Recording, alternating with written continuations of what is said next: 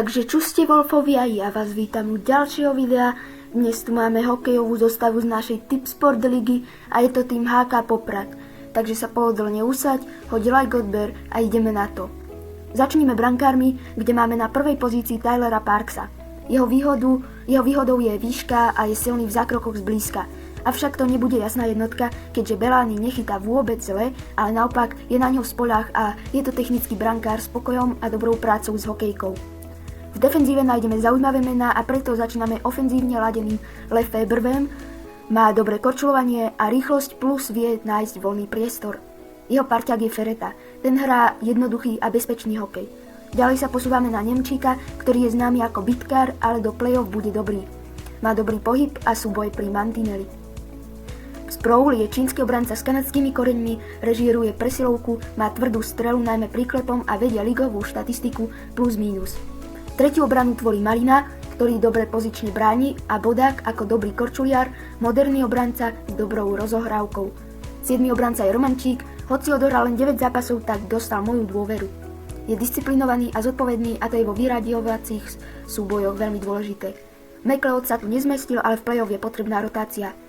Útočné rady, konkrétne prvý, tvorí Kelov ako kreatívne krydlo, na centri Cracknell, už 40-ročný, ale keď sa pozrite na jeho štatistiky, vám hneď padne Sanga. Táto dvojica už dlhodobo funguje a taktiež aj s Bialončíkom, ktorý tomuto útoku dodáva pracovitosť a energiu. V druhom triu je Majdan. Mňa sklamal, čo sa týka bodov, samozrejme hral v 4. útoku a tam sa produktivita moc neočakáva, ale aj tak, mohlo to byť lepšie.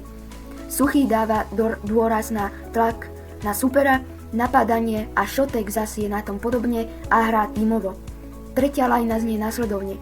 Turek vie hrať na oboch stranách ľadu a zapadne do viacerých formácií. Urbánek je ako center s pracovitým štýlom a na už je známy bojovnosťou a schopnosťou pravidelne bodovať. Od tohto útoku veľa očakávam v play-off, lebo vedia bojovať aj bodovať.